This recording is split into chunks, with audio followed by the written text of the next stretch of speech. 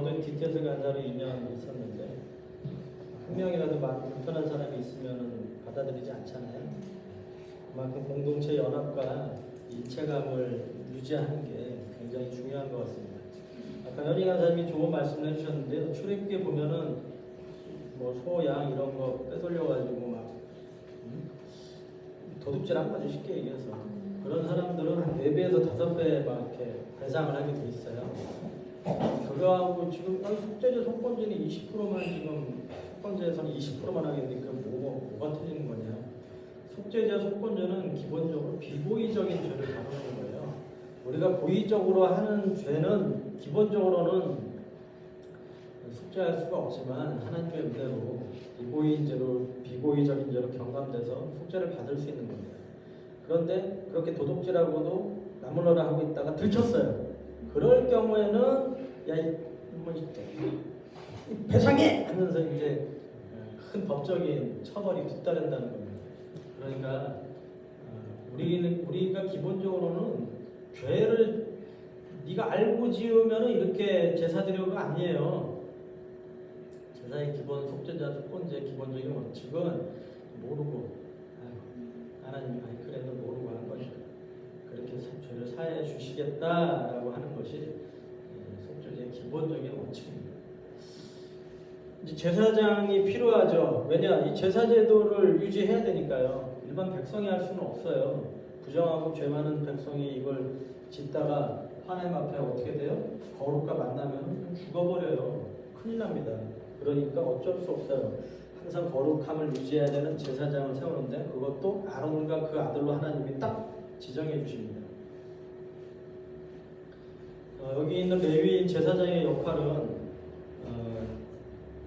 레위 10장에 나와 있는 대로 거룩하고 속된 것, 부정하고 정한 것을 분별하는 역할인데요. 또 규례를 이스라엘에게 가르치는 것도 있고요. 백성들을 위해서 당연히 제사드리고요. 또 재판도 합니다. 그리고 축복을 하기도 하죠. 그 밑에 이제 성전의 일을 돌보거나 관원이나 문지기 악기로 찬양하는 것은 레위인의 직무고요. 일반적으로는 이런 것들 1번부터 5번까지가 제사장의 직무라고 할 수 있는데 다윗 시대 제사장들은 24조로 되어 있어서 1년에 2번 정도 제사를 이렇게 집례한다고 하더라고요. 나머지는 이제 절기가 있는데 절기가 보통 한 4주 정도 소요되거든요. 실제적으로 제사장들이 제사를 드리고 집례하는 거는 6주 정도밖에 안 돼요. 나머지는 뭐가 있느냐? 분별하고 가르치는 거예요. 이게 사실은 가장 큰 거예요. 분별하고 가르치고 또 백성들을 재판하는 거. 그게 제사장들이 해야 될 그 주된 업무였다는 거예요. 오히려 제사 자체로는 그렇게 큰 부분을 차지하지 않았다라는 얘기죠. 8장에 보면 이제 위임식에 대한 내용이 나오는데요. 위임식, 목욕하고 우리도 뭐 어떤 일 이제 좀 큰 일을 준비할 때 목욕하잖아요.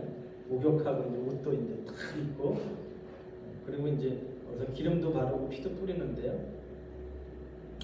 왜 이 제사장을 만들게 하셨는가? 출애굽기에 나옵니다. 당연히 제사장 직분을 행하기 위해서죠. 그래서 아론과 그의 아들로 이것을 행해야 되니까 거룩하게 지금 하시는 거고요. 그리고 그들이 그 직무를 행해야 될 회막과 제단을 거룩하게 하는 거고요. 그래서 거룩하게 된 그 성막에서 하나님이 거하시도록 이 제사장 제도를 지금 실행하고 계십니다. 준비할 것들이 있습니다. 당연히 아론과 그 아들들 사람이 이제 와야죠. 그리고 제사장 예복이 있고요. 관유 거룩한 기름인데 기름을 뿌리고요. 속죄제 이제 수송아지. 여기서는 죄를 사한다라는 것보다도 이제 정결하게 한다, 깨끗하게 하다는 의미로서 수송아지가 있고요. 또 헌신하는 번제 수량, 그리고 위임식. 이거는 이제 화목제 의미가 좀 있는데요. 이 위임식의 수량은 드리고 또 이제 먹고 하죠. 그리고 무교병 한 광주리가 필요합니다. 그래서 이거를요 우리들끼리만 하는 게 아니라 모든 이스라엘 백성을 모아요. 이건 공적인 일이라는 거예요. 이스라엘 백성과 다 관계에 있는 일이라는 거죠. 그래서 이렇게 4가지 단계로 목욕을 하고요, 예복을 딱 입고요, 또 기름을 바르고 또 기름도 붓고요. 아론에게 붓고요.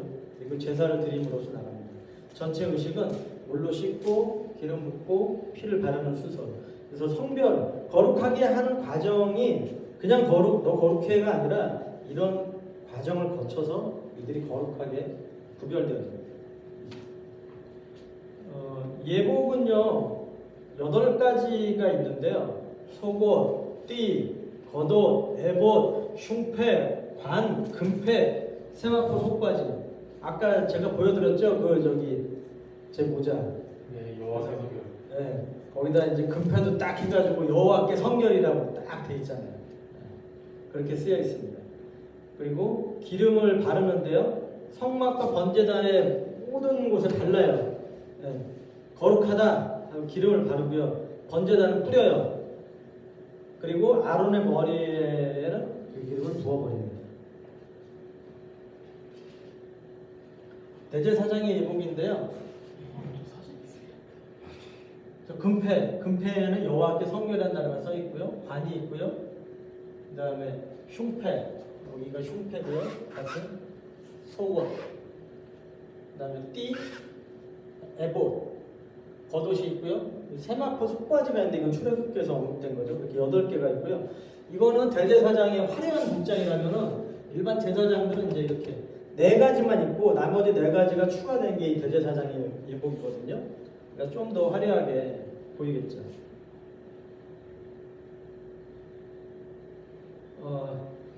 속죄제를 하는데요. 피를 바르는 거는 이제 깨끗하게 하는 의미다라고 나오고요. 피를 이제 쏟거든요. 그래서 속죄제를 드리면서 피를 바르고 깨끗하게 하고 쏟고 거룩하게 하고요. 근데 성소에는 안 들어가는 거는 성소는 아직은 뭐 오염되지 않았으니까.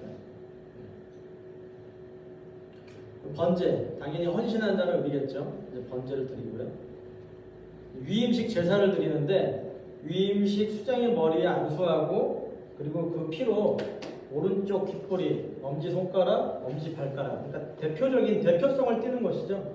거기에 피를 발라서 구별을 하는 거예요. 그리고 유일하게 나오는 요제라고 할 수 있는데 위임식 요제인데 요제는 이제 하나님께 바쳐 드린다는 것을 나타내는 거겠죠. 그리고 피의식이 한 번 더 진행돼요. 아론과 아론의 옷, 아론의 아들들과 아들들의 옷에다가 기름하고 피를 섞어서 뿌려요. 이 피를 뿌리는 게 나오는 게 출애굽기에 한 번 나오죠. 언제 나와요? 언약식 체결할 때 모세가 70인의 장로들과 아론과 나답과 아비후에게 피를 뿌리잖아요. 그러니까 중요한 예식이라는 거예요. 언약식에서 피를 뿌렸다는 거는 사람에게. 그리고 이 제사장 위임식에서 나오고요. 그리고 피를 바르는 거는 문둥병자, 나병 환자가 나을 때도 나오죠. 그러니까 그건 뭐예요? 언약식에서는 이제 너희들은 나와 함께 결혼했어. 이제 너희들은 나의 백성이야. 구별시킨 거고요. 이제 정결한 백성인 아론과 그의 아들이 너희들은 앞으로 제사장 사명을 감당해야 돼. 제사장 신분으로 변화시켜주는 거죠. 그리고요, 나병 환자는요, 부정하잖아요. 부정한 백성, 진 밖에 살았는데 이제는 네가 정했으니 정결한 백성으로 회복되었다라는 것을 말해주는 거죠. 그러니까 이렇게 3가지 피 뿌림과 피 바름 의식을 통해서 그 신분의 정체성의 변화를 얘기를 해주고 있다는 거예요. 그래서 이제 이 수량 맛있게 이제 고기를 삶아서 먹고요. 그리고 남은 거는 불살을 해요. 전체적인 순서입니다. 먼저 목욕제기 하죠. 그다음에 옷을 입죠. 관유를 발라요. 성막에 있는 제단에 있는 다 바르고 아론의 머리는 부어버리죠. 수송아지로는 속죄제를 드리고요. 수장으로는 번제를 드리고요. 위임식 수장인데 아론과 그의 아들들의 오른쪽 다 피를 바르죠. 첫 번째 피를 바르고요. 그리고 관유와 제단 위에 피를 가져다가 한 번 더 뿌려버리죠. 그래서 성별을 시킵니다. 희생제물을 먹고요. 이걸 하루 동안 하는 게 아니고 일주일 동안 하게 합니다. 그러니까 이게 시간적으로도 거룩하게 되는 게 그냥 되는 게 아니라 시간적으로도 하나님이 구별을 하시는구나라는 것을 볼 수가 있습니다. 여기에 보면은 8장부터 10장까지는 그런 말이 많이 나와요. 명령하신 대로. 모세가 하나님께서 명령하신 대로 했다. 그랬더니 거룩하게 했다. 그건 뭐예요? 제사장이 세워지는 그 과정 가운데 제사 의식은 누구의 명령대로 해야 된다는 거예요? 하나님의 명령대로 철저히 따라야 된다는 거예요. 그리고 제사장을 거룩하게 했다는 말은 뭐예요? 제사장은 거룩한 사람들이라는 거죠. 위임식의 목적이 8장 마지막에 나오는데요. 오늘 행한 것은 여호와께서 너희를 위하여 속죄하게 하시려고 명령하신 것이니, 제사장을 속죄하게 하시려고, 깨끗하게 하려고, 정결하게 하려고 이 위임식을 만들었다라고 행했다라고 볼 수 있습니다. 9장에는 이제 8째 날에 드디어 일주일간의 위임식 제사가 끝나고 8째 날, 레위기도 그렇지만 성경에서 8째 날은 이 새로운 시작을 뜻하는 경우가 많아요. 산모도 남자아이를 낳고요. 할례를 언제 하죠? 8째 날에 하죠.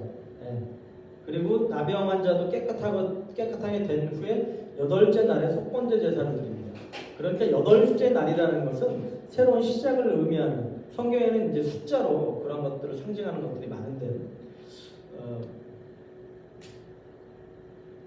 드디어 첫 제사가 시작됩니다.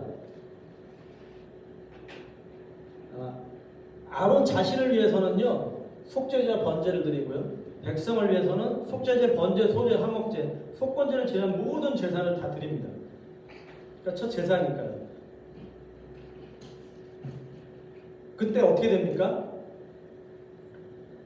9장 4절에 오늘 여호와께서 너에게 나타나실 것임이니라 하며, 하나님께서 나타나실 것을 예고하고요. 그리고 진짜 9장 23절에 모세 아론이 회막에 들어갔다가 나와서 백성에게 축복하며 여호와의 영광이 온 백성에게 나타나며 불이 여호와 앞에서 나와 제단이야 번제물과 기름을 사른지라 온 백성이 이를 보고 소리지르며 엎드렸더라. 결국 불이 나왔다는 건 뭐예요? 하나님의 불이. 번제물을 살랐다는 것은 이 제사를 하나님이 받으셨다. 그리고 그 하나님의 불이 나왔으니까 얼마나 놀랐겠어요. 백성들이 소리를 질렀다고 하잖아요. 그 위험에 경외심을 품게 되겠죠. 결국 제사의 목적은 뭐예요? 하나님의 영광이 나타나는 거예요. 지금 영광의 불로 표현되고 있는데, 이 영광이 나타나는 것이야말로 이 제사의 진정한 목적이라고 할 수 있습니다. 우리의 예배도 마찬가지죠. 하나님의 영광이 나타나는 것이 바로 우리 예배의 목적이 될 수 있습니다. 이제 8째 날 이렇게 놀라운 경험을 했던 이스라엘 백성들, 특별히 이 제사장들이 10장에 가서는 어떤 일이 일어납니까? 나답과 아비후가 하나님의 불에 죽게 되죠. 9장 24절에 영광의 불로 나타나신 하나님의 불이 10장에서는 어떻게 나타났어요? 심판의 불로 나타났다는 거예요. 하나님의 명령에 순종해서 제사를 드릴 때는 영광의 불로 나타났는데, 10장에 보면 나답과 아비후가 죽은 거에 대해서 이렇게 얘기합니다. 10장 1절에 아론의 아들 나답과 아비후가 각기 향로를 가져다가 여호와께서 명령하시지 아니하신 다른 불을 담아 여호와 앞에 분향하였더니, 다른 불을 가져왔대요. 그러니까 하나님이 명령하시지 않은, 전에는 하나님이 명령하신 대로 이렇게 행했는데 이제 하나님이 명령하시지 않은 다른 불을 드렸을 때 이들이 심판의 불로, 아이러니하죠? 불을 가져다 드렸는데 하나님의 불로 심판을 받은 겁니다. 그러니까 하나님의 불이라는 건 뭘까요? 그거는 9장 24절에 나온 것처럼 하나님으로부터 나오는 불이죠. 제사장은 이 불이 꺼지지 않도록 번제를 드리면서 그 불이 꺼지지 않도록 하죠. 그리고 회막에서 사용되는 모든 불은 그 제단 불로부터 취해져야 된다는 거예요.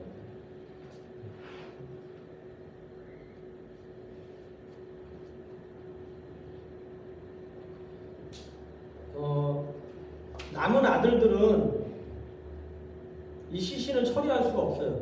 원래는요, 뒤에 보면 나오지만 대제사장은 자기 부모가 죽어도 가까이 할 수 없고요, 제사장은 자기 살붙일 경우에는 가까이 할 수 있는데, 지금 이 사장은 제사장의 위임식을 진행하는 아주 특수한 경우란 말입니다. 그렇기 때문에 이들 엘라살과 이다말 같이 일반 제사장 아들들도 이 시체를 가까이 할 수 없어요. 그래서 자기 삼촌의 아들 미사엘과 엘사반을 불러서 이렇게 끌어가게 하죠. 근데 옷은 불타지 않았어요. 재밌죠? 하나님의 불이 심판을 했는데 옷은 불타지 않았어요. 그러면서 유일하게 하나님이 아론에게만 말씀하신 부분이 10장 8절에 나옵니다. 유일하게 아론에게만 말씀하신 거예요. 다른 때는 모세에게 말씀하시거나 모세 아론에게 말씀하시는데 이때 하나님께서 아론에게 말씀하여 이르시되 첫째, 회막에 들어갈 때는 포도주와 독주를 마시지 말라. 그리고 두 번째, 거룩하고 속된 것을 분별하라. 세 번째, 부정하고 정한 것을 분별하라. 네 번째, 모세에게 명한 모든 규례를 지켜 행하라. 이렇게 명령하십니다. 그러니까 우리가 좀 유추해 볼 수 있는 거는 왜 나답과 아비후가 죽었을까? 그거는 포도주와 독주를 마시고 정신이 없는 상태에서 분별하지 못하고 아무 불이나 취해서 들어가지 않았을까라고 유추는 해볼 수 있는 거죠. 물론 직접적으로 나오지는 않았습니다. 그리고 제사장이 해야 될 가장 중요한 것으로 분별하는 것과 가르치는 것을 말씀하고 있습니다. 이건 지금 우리를 살아가는 우리에게도 굉장히 중요한 것 같아요. 분별하는 것, 가르치는 것. 분별하지 못했을 때 우리는 실수하게 되고요. 엉뚱한 짓을 저지르고요. 또 마땅히 가르쳐야 될 것을 가르치지 않을 때 우리의 다음 세대가 잘못된 길로 가는 것을 볼 수 있습니다. 그러고 나서 10장 12절에 소재는 내 자손의 영원한 소도 거룩한 곳에서 먹어라. 또 화목제물의 흔든 가슴과 들어올린 뒷다리 이것도 내 자손의 영원한 소득이다 말씀하세요. 이거는 전에 6장과 7장에서 나오지 않았나요? 왜 다시 이걸 얘기를 하실까요? 두 가지 의미입니다. 제사를 할 때 내가 이렇게 얘기한 대로 너희들이 꼭 지켰으면 좋겠다라는 것을 말한 거고요. 또 민수기에 있는 패턴과 비슷한데요. 보라의 반역이 있은 후에 제사장 레일의 역할과 몫이 언급되거든요. 마찬가지로 나답과 아비가 지금 죽었잖아요. 그럼 이렇게 생각할 거 아니에요. 그럼 제사장 끝난 거 아니야? 자식들 죽었는데? 그게 아니라는 거죠. 죽었지만 하나님께서는 아론과 남은 아들들의 제사장직은 그리고 그의 몫은 계속해서 간다라는 걸 보여준다는 겁니다.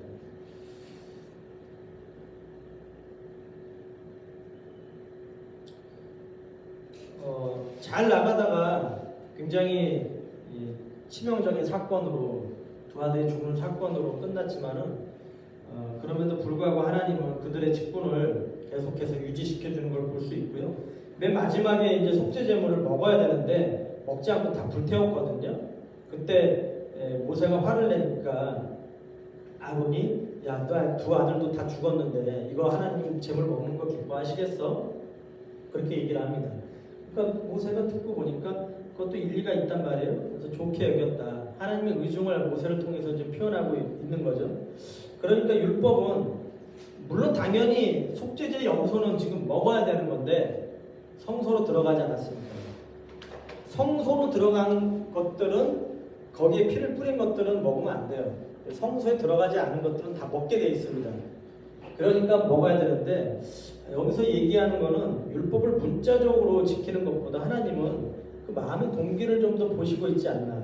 어떻게 보면 좀 융통성을 발휘했다라고도 볼 수 있는데 아론이 당연히 그 아들이 죽은 상태에서 그 재물을 먹는 것을 하나님이 기뻐하시지는 않았을 것이다 라는 그런 아론의 말도 일리가 있다는 것입니다. 이제 11장부터는 정결법에 대해서 얘기를 하는데요. 10장에 보면은 거룩하고 부정하고 정한 것을 분별하라라고 얘기를 하셨기 때문에 그럼 부정하고 정한 게 무엇이냐? 그게 바로 정결법에서 나오고 있다는 겁니다. 백성들의 구별된 삶을 위한 규정이죠. 우리가 아까 누룩과 꿀을 넣지 말라고 했는데 왜 넣지 말아야 되는지는 명확히 안 나오잖아. 4개. 정결법에 있는 얘기들도 왜 그걸 먹지 말아야 돼? 돼지 먹지 말라고 그러잖아요. 돼지 맛있잖아요. 네. 그걸 먹지 말래요. 그때 태어났으면 진짜 큰일 났어요. 큰일 났어. 돼지 못 먹고. 매출하기만 먹어요? 다른 것도 먹죠. 근데 왜 이걸 먹지 말아야 되는지 이 명확하게 안 나오는데 4개의 이런 구절들이 많습니다. 왜 이걸 먹어야 돼요? 왜 이걸 먹지 말아야 돼요? 왜 거기서 먹어야 돼요? 왜 이 사람은 되고 이 사람은 안 돼요? 정확하게 하나님이 다 설명해 주시면 되는데 그게 없다라는 거예요. 정결법을 주신 이유는요, 우리가 몸을 구별하여 거룩하게 하도록 주신 겁니다. 11장 44, 45절에 나오는데요. 나는 여호와 너희 하나님이라 내가 거룩하니 너희도 몸을 구별하여 거룩하게 하고 땅에게는 길짐승으로 말미암아 스스로 더럽히지 마라. 나는 너희 하나님이 되려고 너희를 애굽 땅에서 인도해낸 여호와라. 내가 거룩하니 너희도 거룩할지어다.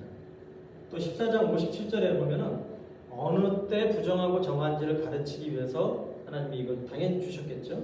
그리고 이 부정으로 말미암아 하나님의 장막을 더럽히면 죽을 수도 있다라는 거예요. 그러니까 죽지 말라라고 하나님이 이것을 주셨다는 거예요. 거룩과 부정의 단계가 있습니다. 우리가 지성소라고 하죠. 하나님 계신 지성소까지 들어갈 수 있는 사람은 유일하게 대제사장만 들어갈 수 있어요. 그리고 제물의 피를 가지고 들어갈 수 있죠. 이것을 지극히 거룩한 것으로 보고요.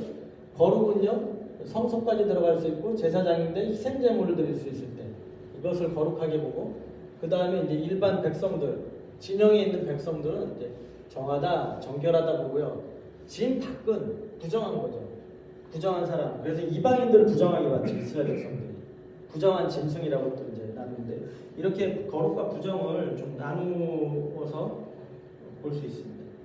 조금 더 이렇게 좀 자세하게 보면은 뭐 거의 비슷한데요. 부정도 거룩도 단계가 있다면은 부정도 단계가 있다라는 거예요. 네. 그래서 악성 피부병, 문덕병은 아주 부정하다.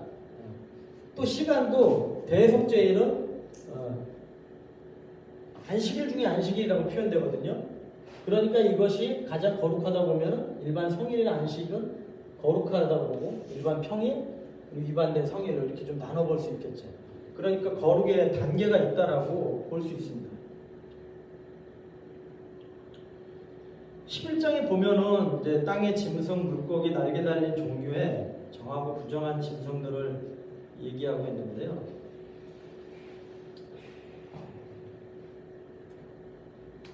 짐승은 새김질하고 굽이 있는 것, 물고기는 지느러미 같고 비늘이 있는 것, 그다음에 날개 달린 이제 새는 맹금류를 제외한 거, 곤충은 뛰는 다리, 그것도 2개만 있는 거, 여러 개 있는 거, 그건 정결하다고 봐요.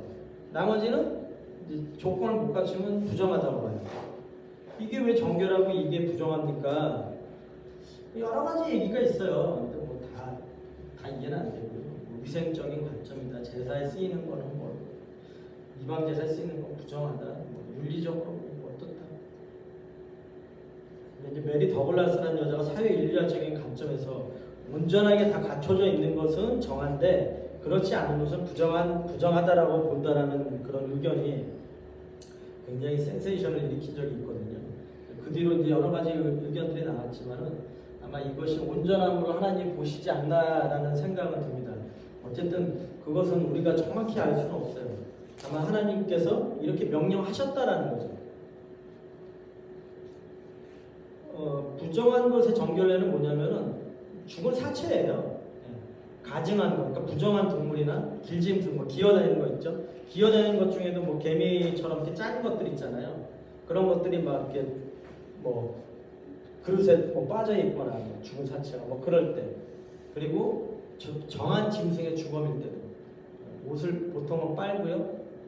그리고 길짐승의 주검이 이제 뭐 보면은 물에 담그거나 아예 깨트려 버리거나 뭐 이런 식으로 주검, 그러니까 사체에 대해서 굉장히 이런 것들을 조금 안 좋게 보는 것들이 이 정결례에 대한 음식법에서 나오는 것 같습니다.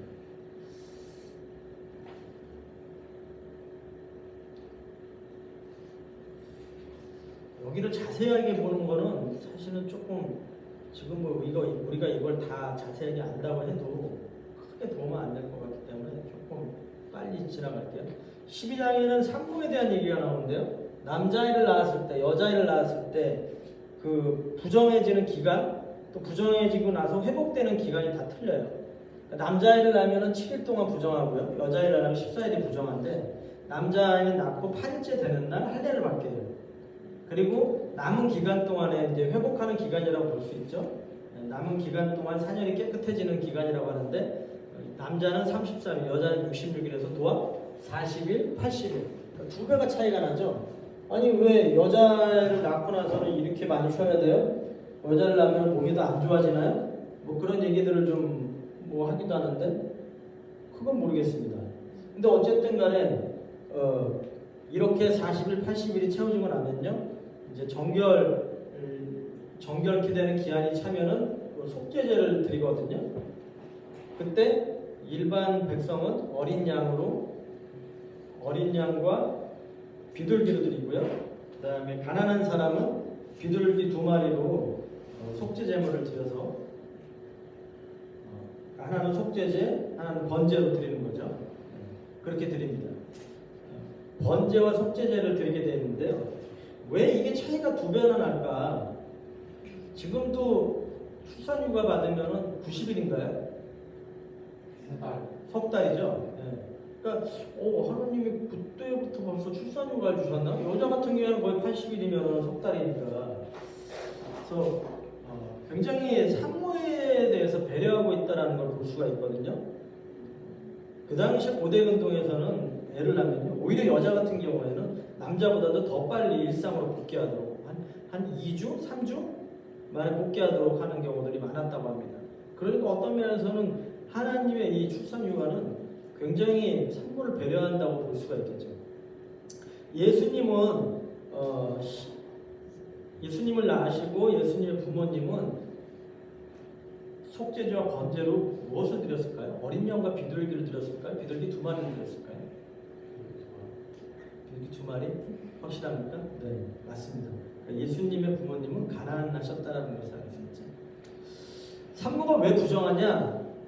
여기 보면은 애를 낳으면 부정한 것처럼 얘기는 되는데 그렇게 보기엔 조금 힘들 것 같습니다. 왜냐하면 출산 자체는 기쁨이고 하나님이 생육하고 번성하라고 했잖아요. 여기서 보면은 유출, 그러니까 피가 여자 몸에서 이제 출산에 흘러가게 되잖아요. 출산의 유출, 죽음과 가까워지는 것을 부정하다고 합니다. 죽음과 가까워지는 것. 출산하게 되면 피가 흐르니까 죽음과 더 가까워지는 거잖아요. 그래서 출산의 유출이 문제라고 되어 있고요. 그럼 왜 속죄제를 드려야 되냐? 산모가 죄를 지은 거냐? 아니죠. 산모가 죽음과 가까워져서 부정한 상태이기 때문에 성막을 그렇게 부정이 오염시켰다고 보고 그 성막과 또 산모를 피에 제단에 뿌려서 정결하게 하는 과정을 거친다라고 보는 거죠. 그러니까 죄사함의 의미가 아니라 이것도 깨끗함의 의미다 이런 얘기입니다. 13장과 14장에 보면은 짜라트라는 우리가 보통 흔히 나병이라고 얘기하는데요. 어떤 사람들은 피부병, 악성 피부병으로 봐야 된다라고 하기도 하고, 아니다, 성경에 보면은 큰 형벌을 받을 때는 나병이라고 표현하지 않느냐, 문둥병이라고 표현하지 않느냐, 나병이라고 봐야 된다. 여러 의견들이 있습니다. 저는 나병으로 보는 것도 괜찮은 것 같습니다. 크게는 이제 7가지 그 증상들에 대해서 나병이다 아니다 판별하는 게 나오고요. 나병 걸렸던 사람이 나았을 때는 어떻게 들어와야 되냐, 그리고 집에 요게 또 이게 악성 피부병이 번졌을 경우는 어떻게 되냐, 이제 3가지로 보통 나누어지는데요. 표면의 색깔이 변화되거나 물체 외모가 변형되거나 표면보다 깊이 내려가거나 뭐 더 확산됐을 때 이때 이제 피부병의 상태가 부정하다라고 이제 얘기를 하죠. 그러니까 원래 원형을 변형시키는, 창조의 원형을 변형시키는 것은 부정하다라고 보는 겁니다. 그래서 사물이나 집, 사람 마찬가지예요. 딱 와가지고 보고 확진됐어요. 그럼 이제 추방 당하는 거예요. 진영 밖으로 나가는 거예요. 근데 잘 모르겠네, 기다려. 그다음에 일주일 후에 다시 가서 보고 확진됐어? 그럼 추방하고요. 음성이면 정결례하고, 아니 잘 모르겠네, 좀 기다려. 다시 2차로 진단합니다. 다시 악성이면 추방되고요. 음성이면 정결례를 하는데 지금 코로나랑 좀 비슷한 면도 있죠. 코로나도 2주 동안 격리되니까 피부병도 그 진찰을 할 때 신중하게 본다는 겁니다.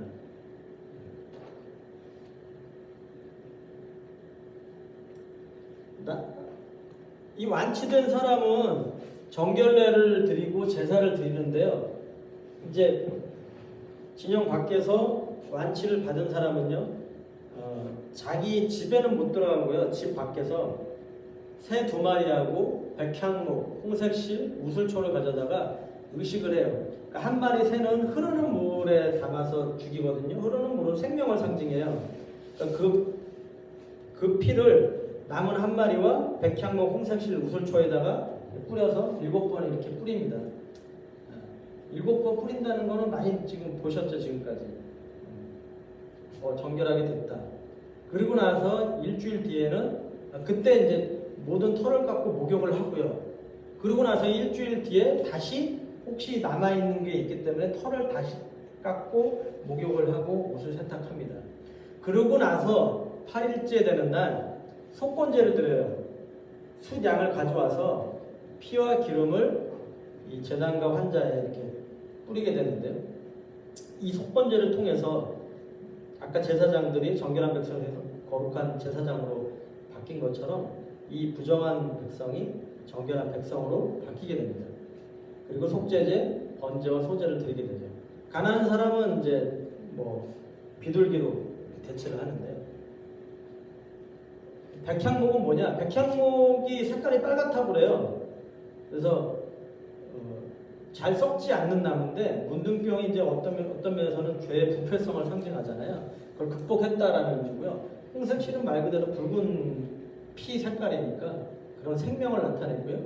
우슬초는 이제 냄새가 향기롭대요. 그래서 문둥병 악취가 나잖아요. 그런 것들을 극복했다라는 의미가 있습니다. 왜 속건제를 드릴까? 이 사람이 다른 사람한테 피해를 줬나?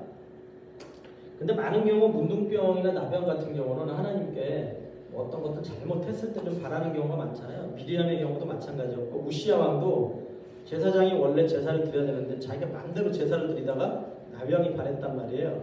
그런 의미가 있지 않나? 그리고 이제 이 환자가 추방됐을 때 원래는 11조나 만물 이런 것들을 드려야 되는데 드려야 될 거를 드리지 못했으니까. 또 세 번째는 이 질병이 하나님의 형상을 지닌 사람을 훼손했다 이거죠. 그 자체로 하나님의 성물의 침해라는 것을 의미한다고 보기 때문에 그런 면에서 속건제를 통해서 이렇게 피와 기름, 의례를 거치게 하지 않았나라는 생각이 듭니다. 그러니까 제사장 위임식도 마찬가지지만 이 속건제의 피와 기름의 의례의 결과로 부정한 나병 환자가 정결한 백성으로 이제 다시금 공동체에 들어오게 될 수 있는 거죠.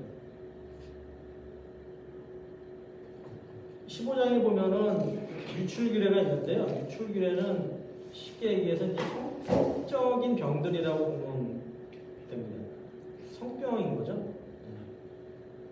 그래서 이제 남자가 유출병, 막 이렇게 고름을 흘리거나 나오던 게 안 나오거나 할 때, 어쨌든 그런 사람들과 접촉하면요 하루 종일 부정하다고 하고요, 목욕을 하고 옷을 빨게 하고요. 단기 유출, 단기 유출은 설정을 했다. 또 그럴 경우에는 하루 종일. 또 월경한 여자와 접촉했을 경우에는 일주일 부정하다. 그래서 목욕하고 옷을 세탁하게 됩니다. 성행위 할 경우에도 이제 하루 종일 그래서 목욕하라라고 나오고요. 장기 유출 계속 나온다. 그건 언제까지요? 그게 끝날 때까지. 질병이라서 다 나았을 경우에 일주일간 보고 8일째 2마리의 비둘기로 속죄자 번제 정결의 의식을 치릅니다.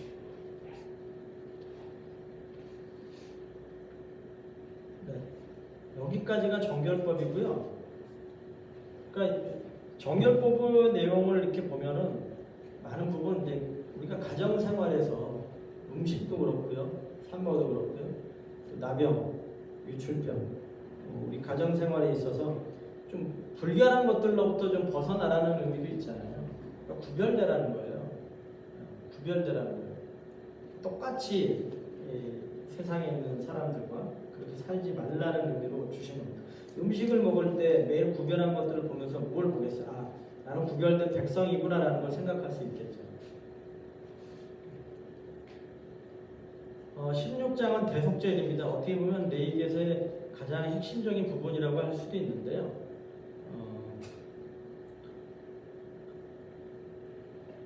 대속죄일은 뭐냐? 모든 사람들이 범죄한다는 거죠.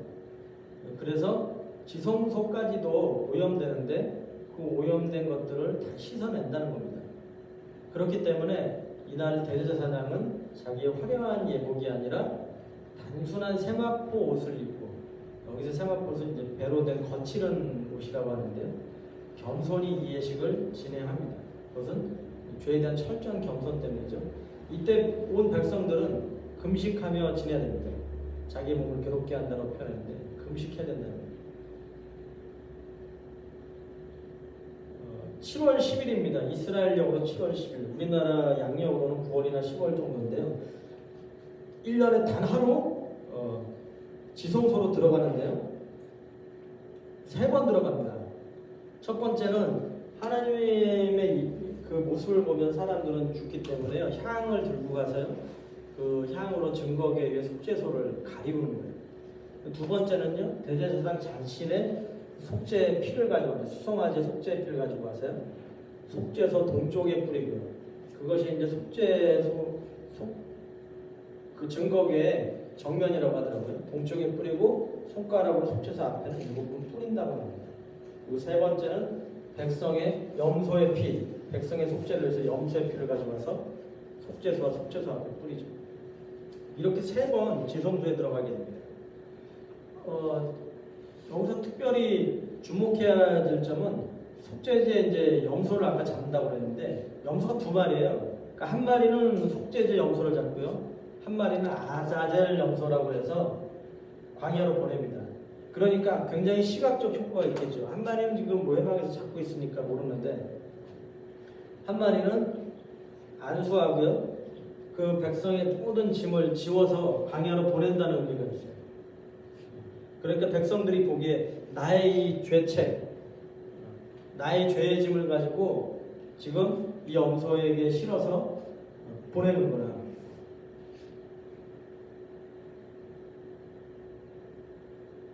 그러고 나서 이제는 옷을 갈아입고 대제사장의 옷으로 갈아입은 다음에 번제를 드리고요,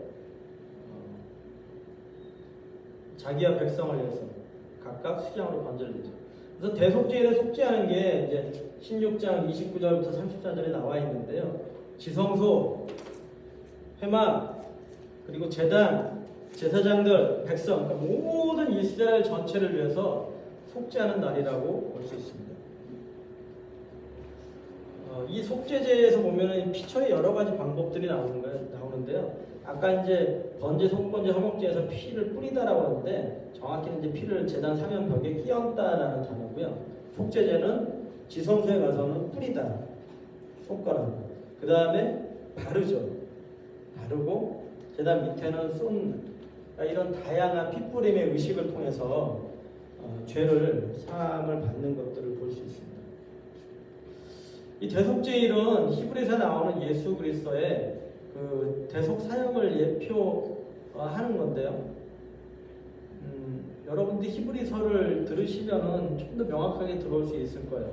간단하게 설명하자면은 아론의 반차를 쫓는 제사장들이 1년에 한 번씩 이 대속죄를 통해서 모든 죄를 사지만은 온전케 할 수는 없어요. 또 다음에 1년 뒤에 또 이것을 해야 돼요. 근데 이것을 하는 거는 단지 우리의 육체를 정결하게 할 뿐이고요. 그리고 함부로 들어가서는 안 돼요. 지성소에 함부로 들어가서는 죽기 때문에 염소와 송아지의 피로 이것들을 정결케 하고요. 당연히 이제 이런 제물이 필요하겠죠. 지성소, 성소, 회막, 또 제사장과 이스라엘 온 백성을 위해서 속죄하는 거고, 그리고 제사를 드리고 이제 다시 나와서 번제를 드리지만 남은 것들은 이제 영문 밖에서 이제 불사른다라는 표현들이 있죠. 그리고 성소에 들어갈 길이 아직 나타나지 않은 그러한 상태라고 본다면은 예수 그리스도는 아론의 반차가 아니라 멜기세덱, 우리가 이제 정확히 알 수는 없는데 멜기세덱의 반차를 쫓으시고 영원히 단번에 온전케 하신 겁니다. 단 한 번 들이심으로 완전하게 끝내신 거고요. 그래서 육체가 아닌 우리 양심, 우리 마음이 깨끗하게 된 거고요.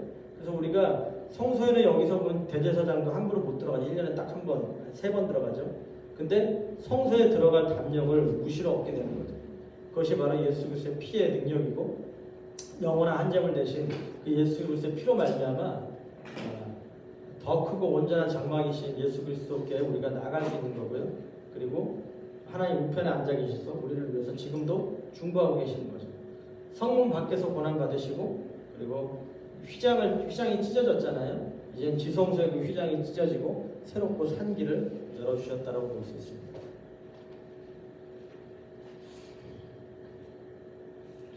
다 이해하기는 힘들 것 같아요. 근데 어쨌든 이것이 히브리서에 나오는 예수 그리스도의 사역과 레위기에 나오는 대속죄율이 어떻게 완성되었는가를 비교할 때 여러분 좀 도움이 되셨으면 좋겠습니다. 이제 4부는 삶 속에서 만나는 거룩하신 하나님인데요. 초반만 설명해드리고 마무리해야 되는 것입니다. 레위기가 이제 대속죄일까지 해서 끝났잖아요. 그래서 그 뒤로는 구체적으로 삶에 있어서 윤리적인 성결을 일으켜서 언급하는데요. 11장, 16장까지는 이제 하나님과 이스라엘 백성들의 관계, 정결한 백성으로 살아라, 모든 죄를 속하라라는 얘기들이 나온다면은 이제 16장에 피에 대한 얘기가 많이 나왔는데 왜 피를 그렇게 뿌려야 되냐? 그 주제를 17장에서 다루거든요. 그리고 18장, 22장까지는 이제 이스라엘 안에서 나오는 수평적인 관계에 대해서 너희들이 공동체 안에서 어떻게 그것들을 이루어 가야 되는가. 특별히 성적 타락에 대한 내용들이 많이 나오는데 그거는 대가족 공동체를 이루었기 때문에 그런 성적 타락에 대한 부분들이 좀 중요하게 다루어지는 것 같습니다. 17장부터 이제 들어가 보면은 피를 먹지 말라라는 얘기가 나오는데요. 17장 7절에 그들은 전에 음란하게 섬기던 수정소에게 다시 제사하지 말 것이라 이는 그들이 되도록 지킬 영원한 규례니라. 그러니까 이집트나 가나안에서 수정소 제사가 좀 많이 있었거든요. 그래서 밖에 나가서 제사 지내지 말고 회막으로 가지고 와서 제사 지내. 화목제물일 경우에 이제 그렇게 지내라고 얘기를 합니다. 왜 화목제물을 얘기했을까요? 화목제물은 제사장뿐만이 아니라 백성들도 같이 먹는 제사이기 때문에. 그러니까 이제 일반 백성들이 얘기할 때 화목제물로 나오고요. 그러던 게 17장 8절에 보면 너는 또 그들에게 이르라 이스라엘 집사라면 그들 중에 거룩한 거룩이니 번제나 제물을 드리되라는 걸 통해서 번제나 제물, 그러니까 모든 제사에서 이제는 너희가 회막문으로 가져다가 여호와께 드리지 않으면 백성들에서 끊어지는. 그러니까 화목제물뿐만이 아니라 번제나 제물, 중의법이거든요. 번제 제물을 통해서 모든 제사로 확장되면서 이제는 모든 제사 다 회막문으로 가져와서 먹어. 물론 일반 짐승을 도살할 경우에는 뭐 자기 근처에서 먹어도 되지만은 일반 짐승이 아닌 제사용으로 드려지는 제물일 경우에는 회막으로 가져오라고 얘기를 하고 있습니다. 여기서 제물 잡다라는 게 제사용에 쓰이는 그 용어거든요. 그러면서 레위기 17장 10절, 11절, 12절에 17장 10절에 피를 먹지 말라 그러면 끊어질 것이다. 17장 12절에 거류민이라도 피를 먹지 말라. 피를 먹지 말라라는 얘기가 나오면서 17장 11절에 왜 피를 먹지 말라고 하는지 잘 설명을 해줘요. 그거를 조금 구체적으로 보면요. 11장 상반절에 다시 상반절은요. 왜냐하면 뭐라고 나오죠? 육체의 생명은 피에 있음이라 라고 나오죠. 그러니까 무슨 말이에요? 쉽게 얘기해서 우리가 피가 다 빠지면 죽는다는 거예요. 피가 생명을 담고 있는 좌소이다 라고 얘기합니다. 그리고 11장 상반절의 하반절을 보면요. 내가 이 피를 너희에게 주어 제단에 뿌려 너의 생명을 위하여 속죄하게 하였나니 라고 나옵니다. 여기서 나는 누굽니까? 하나님이에요. 하나님이 이 피를 우리에게 주어서 제단에 뿌려 생명을 위해서 너희의 생명을 위해서 속죄하게 했다. 그러니까 이 피의식을 통해서 이스라엘 백성에게 속죄의 길을 열어주신 분이 누구십니까? 하나님이라는 거예요. 제단에서 이 피를 뿌려서 너의 생명을 대신 속하게 했다. 그래서 이 상반절에 있는 두 개가 합쳐져서 그 뒤에 있는 것으로 통합돼서 얘기를 합니다. 뭐라고 합니까? 생명이 피에 있으므로 피가 죄를 속한느니라. 앞에 육체의 생명은 피 안에 있다라는 말이 생명의 피에 있으므로, 그리고 제단에 뿌려 너희의 생명을 속죄하게 하였다. 피가 죄를 속하느니라라는 말로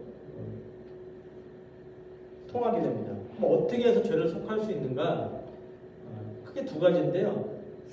여기서 피는 생명을 대신하는 피다. 그래서 대신 드려질 때 이 제사자의 생명이 죽음에서 해방된다라는 거고요. 다른 거는 도구로서 생명을 수단으로 이 생명을 수단으로서 피가 죄를 속한다.